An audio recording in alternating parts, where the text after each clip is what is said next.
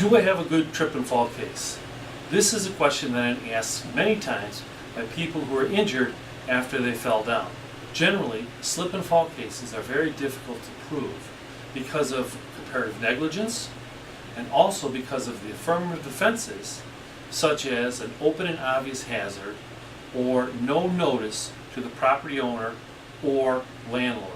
Comparative negligence is where you are partially at fault for your own injuries, and juries will generally discount every verdict based on a comparative negligence in a slip and fall case.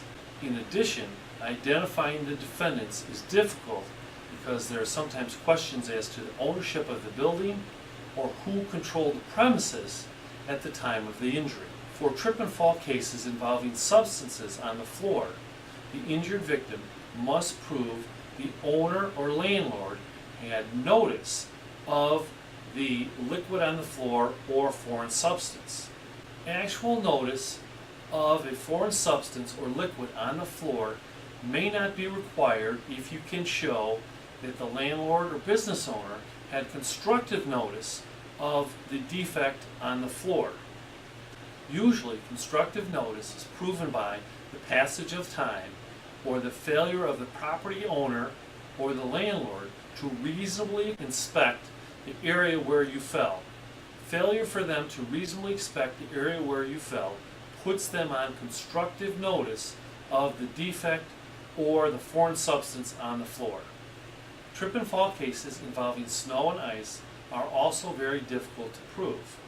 To prove those cases, you must show that there was an unnatural accumulation of snow and ice where you fell and got hurt. One example of an unnatural accumulation of ice is where a gutter's downspout pushes water on a walkway or stairwell and freezes, causing a dangerous icy condition.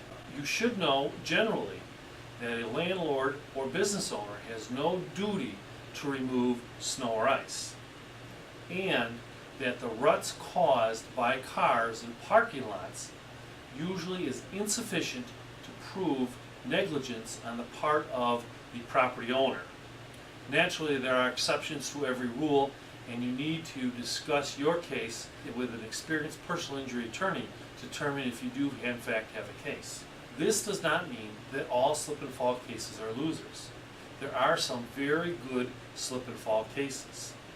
To determine if you have a good slip and fall case, you need to discuss in detail with an experienced personal injury attorney all the facts and circumstances regarding your trip and fall or slip and fall. What you fell on, how long it was there, where are the witnesses. No two trip and fall cases are the same.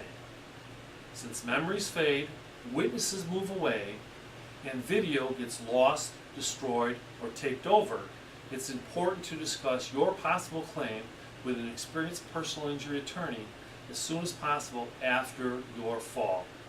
You may have a good slip and fall personal injury case, but you can't prove the same because witnesses moved or the evidence was destroyed. That's why it's important to take quick, prompt action in talking with an experienced personal injury attorney to determine if you do have a viable claim. If you are injured in a trip and fall accident, please call my office at 847-854-7700 to schedule an appointment so we can sit down and discuss the facts and circumstances of your case face to face. Thank you.